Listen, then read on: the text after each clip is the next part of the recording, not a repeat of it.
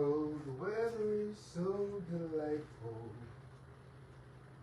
Wait, how that song go? Hey, y'all, how that song go? I forgot. Hold on, I'm gonna get with y'all. I'm gonna get on camera in a second, y'all. I'm actually taking care of something right now. Oh, the weather outside is frightful, but the fire is so delightful. And since we know place to go, let it snow, let it snow, let it snow. But what's up, y'all? What's up? Your man Shell Bizzle here. And really not much to do right now. Oh my god. I look like a geek right now. Oh my god, I look like I just came from out the rehab. But neither here nor there. I wanted to talk about the Trey Reed incident. I know I haven't been keeping you guys updated on that. And I'm going to be honest, it doesn't really seem like there's too much going on. There have been some like fresh new things going on with this whole Trey Reed incident. And the reason I'm like I've already spoken on before in these videos, the reason why I'm really speaking on this whole Trey Reed incident is mainly due to the history behind it. Because we see it every day, you know, whether it's the prejudices, the blatant racism, the microaggressions that we see from people, and that's people of this skin color. And I know that a lot of people wonder why people are like this. And it kind of goes back off of what I was saying in my other video. You know, why people hate. It's because it's mainly because people are scared. They feel threatened. Why? I don't know. You could just be walking down the street and next thing you know, you look at somebody, you give them the whole smile and head nod, and they look at you like you done seen a damn ghost. And to me, that's kind of like, but anyway, neither here nor there. Let me go ahead and give you guys a few little notes of what's been going on with the Trey Reed case. So what seems to be fresh right now is that the independent autopsy that the family had requested, which has been funded by Colin Kaepernick's Know Your Rights camp, that seems to still be pending, and the documents have not been released to the public as of yet. Not only that, according to recent reporting, independent investigators, I'm believing that this is people from Ben Crump's camp, they claim to have found evidence of some prior blunt force trauma or recent attack was undergone by Trey or to Trey. And the family hasn't even released this proof publicly yet either. Now, obviously, the official ruling by the state in Mississippi, they're declaring that the state medical examiner and the local coroner are saying that things have remained unchanged. The death is still being ruled a suicide by hanging with no signs of assault and no broken bones. But yeah, and still you have to question, how does a kid get in a tree, hang himself when did he climb up there? Did he use a step ladder? Did he magically float up there some kind of way? And I'm pretty sure there's cameras in the area. Like, by now this should have been solved. But obviously not. So this brings us to what still is closed off. You know, what still remains unconfirmed. And so it seems like there's been no full disclosure of the independent autopsy report. That still remains sealed off. Toxicology reports are completed, but they're not publicly available as of yet. Not only that, there's been no public release of surveillance footage or chain of custody documentation whatsoever. And the campus officials say that the video exists, but authorities claim footage is part of an active investigation and haven't shared it. Which brings me back to my first notion. The camera's there, release it to the public. When in cases like this, the public needs to know what happened. Because you can't have the public living in fear. If you have information and you're withholding it from the people, how are the people supposed to trust you? Now, mind you, in the government's own black and white, in their own, I cannot remember what case law this was. But they sit there and they say, the government will do anything in its power to get you to trust them. That's in their own black and white. That is in their case law. You don't believe me? You can look it up.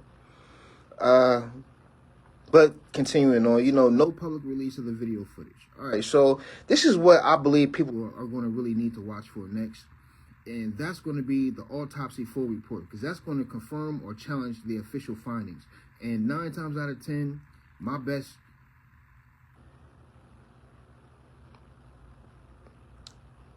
hypothesis that I get from this is that this is going to challenge the official findings. Potential release of the surveillance footage or forensic documentation that could clear up or deepen suspicion. And something else to watch for next is any statements from law enforcement, civil rights attorneys, or the academic institution that shed light on these unknowns. So in other words, it looks like we're just really getting like a whole bunch of bullshit going on right now. As usual, per the government of Mississippi, the down south. Oh my God, down south is fucking horrible. So let's find out what's going on with Tai Lopez.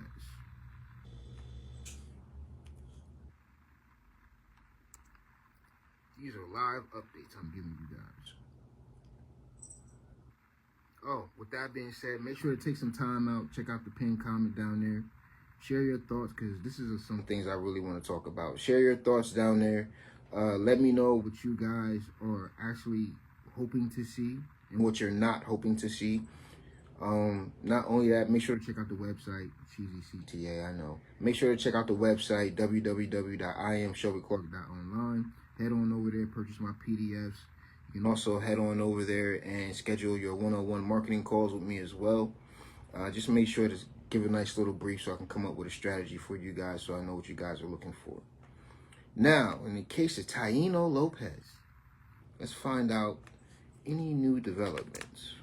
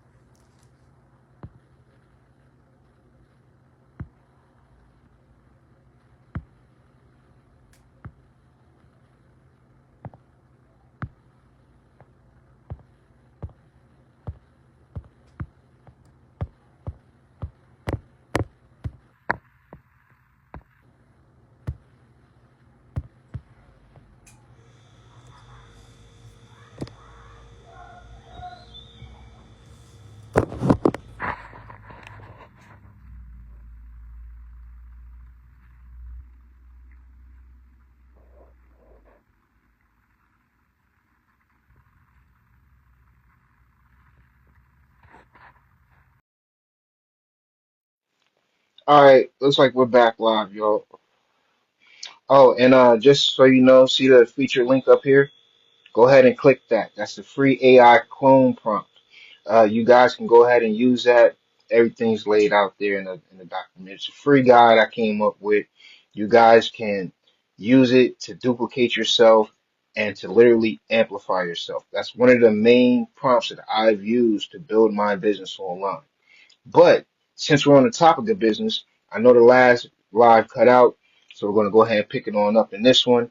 Now, in the last live, I was talking about Ty Lopez case. Now, the reason I want to touch on Ty Lopez's case is because this is big for social media influencers or people who are into marketing and sales and advertising, because this case is going to determine whether or not the Securities and Exchange Commission, or SEC, is going to make some dire decisions within by the time this case is over. So this case can be over within the next year, 2 years. I don't know how long this case is going to be, but as of what we know right now, the official complaint that remains intact.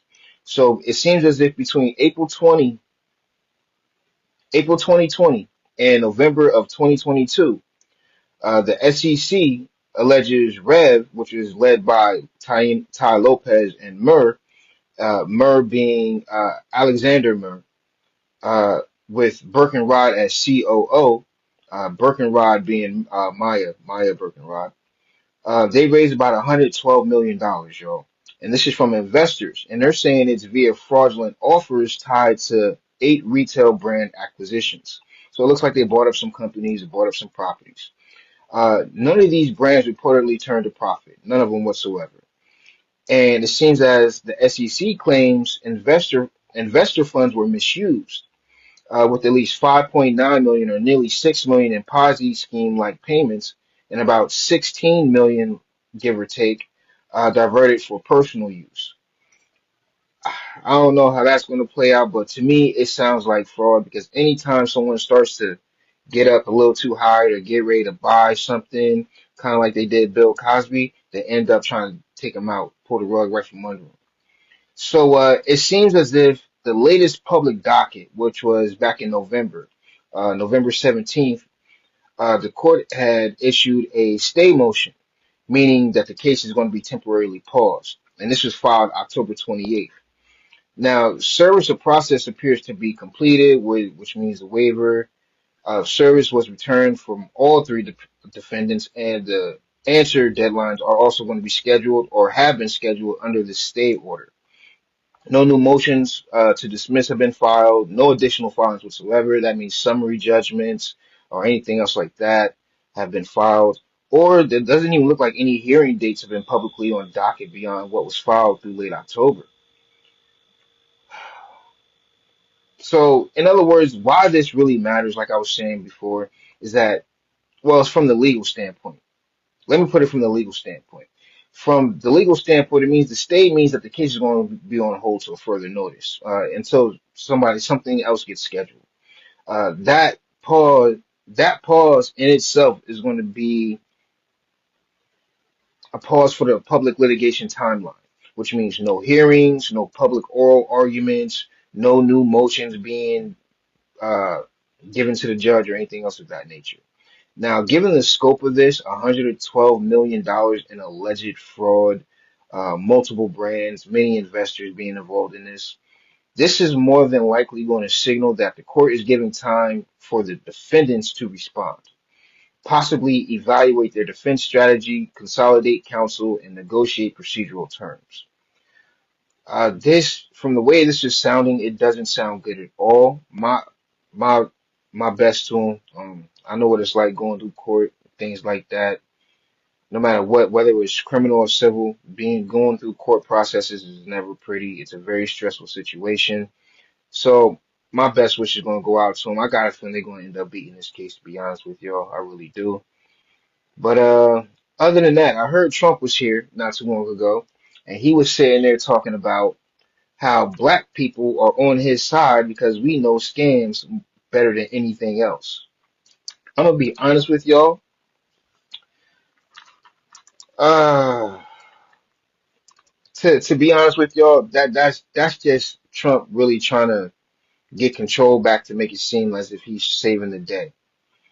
And that's just in my own personal uh thoughts and things like that.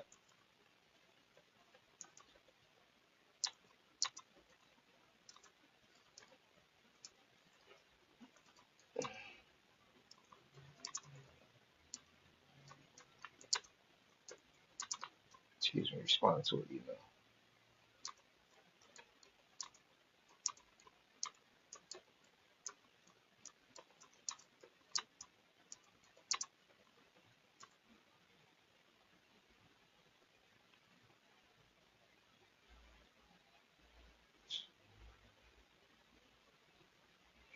But yeah, uh, I mean, obviously, Trump probably thinks loyalty is love in some kind of weird, sick, twisted shape, form, or fashion. But some people recognize scams when they see them, and apparently he's proud to be an exhibit of it. I'm gonna be dead ass honest with you. This man is a convicted felon. This man is a known rapist. Now he's forced to come out of the closet. Uh, his name is probably gonna be blacked out of these fucking Epstein files, which we all know is gonna look like all the memes you've been seeing all over the fucking internet. And it's just like, well, why? To me, I want to know, why would somebody in his position put the people of this country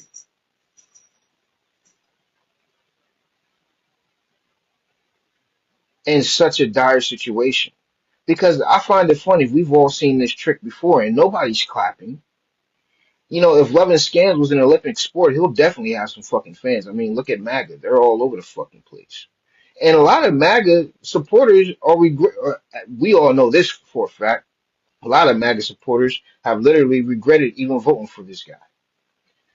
But neither here nor there. He seems to call it love. We call it recognizing the con when we see it. That's all it is. But with that being said, ladies and gentlemen, that's going to be the end of this live. Deuces, I'm out. This your man Shelby. Y'all be easy.